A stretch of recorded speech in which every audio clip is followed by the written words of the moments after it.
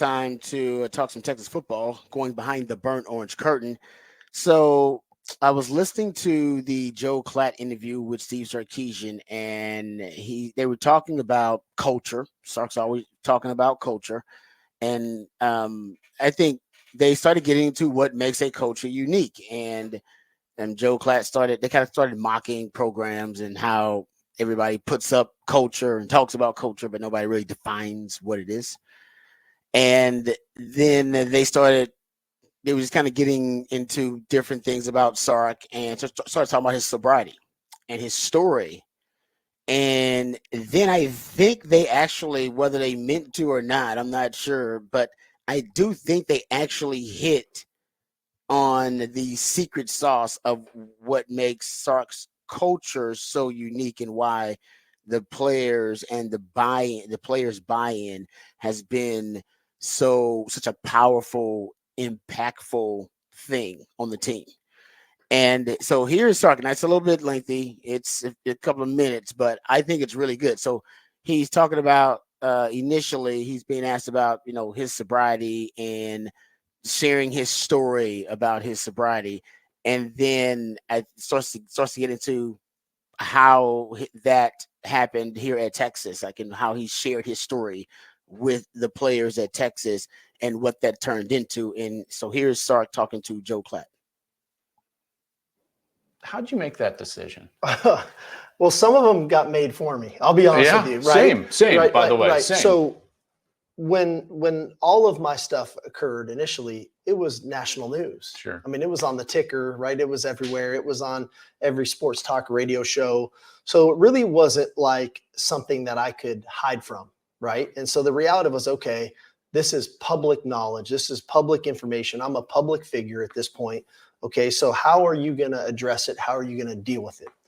Then as I navigated my way through it and being open and honest with those that I was close to, and I got back into the coaching ranks, I quickly realized in coaching, there's this thing called negative recruiting. I don't know if you've ever heard of this, Joel, but some coaches love to talk about another school or another coach.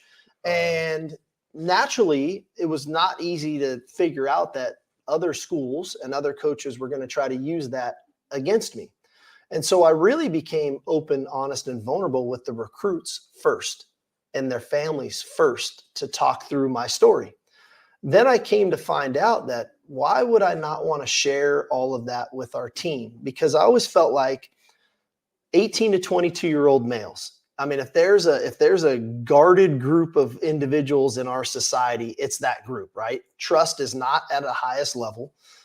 Being vulnerable, being open, being honest, not at the top of the priority list for a lot of young men. Sure. We're guarded. We want to suppress things. We want to keep things down. So how do I get them to feel comfortable to do that? Well, why don't I share? Why don't I become vulnerable? Why don't I give them my story? Why don't I give my story uncut, right? It's the version that they're sitting in their chairs thinking, I can't believe Coach Sark just said all that to us, to a point to where I've given them a platform to say, it's okay to be vulnerable, to be honest, to open up, to share issues. Nobody's judging you. We're all just looking to support one another.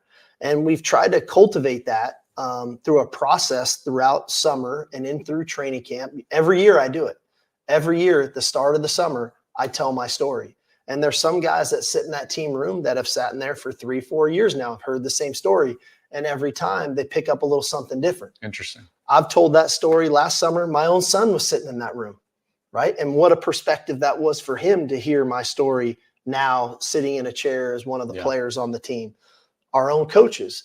But then for me, then it does go to our assistant coaches. They tell their stories. And none of us are perfect. Sure. We've all got things in our past that we've had to work through and continue to work through. So now we've created a platform for the players to start to share. And now what happens is there's some empathy. I know what you're going through, man. And I know if you look a little off today, I have something to tap into, whatever it might be. And in the end, I think that really did draw us closer. But every year you have to recreate it, right? I lose 25, 30 guys that move on. And here comes a new batch of 25, 30 guys. And how do we get them back into our culture? How do we get them to understand it's okay to talk about what's going on in our lives? And Coach Sark's actually here to help you. He's not here to look for what's wrong with you so that he can cut you and move on to the next kid. It's actually work with you to try to make you the best person that you could be. All right. So, and then, basically what they're describing is kind of what Joe Klatt describes as a culture of vulnerability. And there's an old coaching saying that, they don't care how much you know till they know how much you care. Which is, I believe, still trying to get to the same point that it's about humanity on a human level. Can you relate to each other, and how do you form that connection? And I think Sark is talking about this is how they form their connection is with this culture of vulnerability. They have the Culture Wednesdays, which Culture Wednesdays, they don't talk about football. There's no football at all. I believe Sark has said, no, we don't, there's no football discussion. We talk about, topics that are close to us, kind of, we have different themes maybe that we're going to discuss, but it's about them as a family, getting to know each other personally. And once you know someone's story, this is also what we do in media, what you try to do in media, right? You try to get to the whatever the actual storyline is, like the actual story, because people will connect to the storyline. You won't necessarily connect to the matchup and the X's and O's. We can talk about that. That's fascinating. But the storyline is what will really take you from the sports page to the front page. And he's saying basically once everybody tells their story, the players feel like they can tell their stories, then everybody cares about each other on a different level than just my teammate. There's a human connection happening there. And then that is powerful. And he said later on, I didn't want to pull this because that was a lengthy cut and a really good one. He said, and I wrote this down, not only did they buy in into our idea of culture, but I felt like the leaders on that team last year elevated it, and we went to another space that I didn't know a college football team could go to. And then he started talking about how that materialized on the field and gave examples of it on the field. So this is the secret sauce of Sark's culture. It's vulnerability. It's his vulnerability. It's his story, encouraging others to be vulnerable, tell their stories, and talk about your trials and your tribulations, and then encourage and support each other in trying to overcome them. It's pretty powerful stuff. I mean, I think that's ultimately what it is. And I'm glad Sark has figured that out. And it is something that I think all the young guys out there are going to benefit from, obviously as players and the culture on the team, but as men, moving forward, fathers, and moving forward as productive citizens in society. So good for Sark on that. It's good stuff. Yeah, no, 100%. It's, I the big thing you want to see in a coach is growth through time. Stagnation is never good in sports, because once you're stagnant, people can start to pass you. So you have to continue to grow, because that's the only way you're going to catch some people. It's the only way you're going to stay ahead of some other people. And so for Sark, that's been a big piece of what we've seen with him so far, is not just in his personal life, but on the field and everything else, is to grow. But I think it comes from that basis of accepting your weaknesses, accepting your failures, learning from them, and then growing from them. And he's teaching that to his players in that openness and vulnerability, instead of having somebody hold something back, instead of having something where somebody can be hurt. Sharing it with your team, learning that it's okay, and then growing from it can make you a better person, which will make you a better teammate, which can make you a better player. And all those pieces together really help build a family community, which is what the team and a lot of the players have talked about. Like when you hear what they say about Jordan Whittington and just how close some of these guys are, it's not unique to Texas, but it is also not something that is necessarily as commonplace as people may think it is. Yeah, no, well said. And also, I mean, when you think about it, and Sark has talked about, how close this team is. And I just gave you the quote. He said they went to a place that they hadn't gone before. It's the players, and I've heard them talk about this, the combine, the way they talk about their teammates. And Joe Klatt discusses this too. He said he was talking to Jonathan Brooks, and all Jonathan Brooks would talk about is his teammates. He couldn't get Jonathan Brooks to talk about himself. Yeah. He just kept naming his teammate, like, oh, this guy's great. You should do this guy. And at the combine, they kept doing that. They kept giving props to the young guys and talking about their teammates. Like, remember, we played all those cousins. Man, they're talking about their teammates a ton. And Joe Klatt said he said the only culture that he was around, because he does all the the research for the games that he's going to do weekly. So he goes to different programs around the country for big games, and he said the only other culture that he was around during the season that reminded him of Texas culture and that was similar was Michigan. He said Michigan was a really tight team, and I was like, well, of course they were. They were a championship team. They were really tight. They had their and phrase. It makes sense because bring everyone together. Well, that Harbaugh. I bet Harbaugh has kind of mastered that in his own way, right? In his unique culture. So, vulnerability. It's an excellent way to describe it. The culture of vulnerability. And you can obviously, go back and watch the entire interview. But they get into it a little bit more, a little bit deeper. But that's the gist of it. Is that cut that we played, and it's Sark's story. So the culture is organic because it comes from his struggle and his story, and then sharing it and encouraging the coaches and the players, and then they're all closer as a result of that.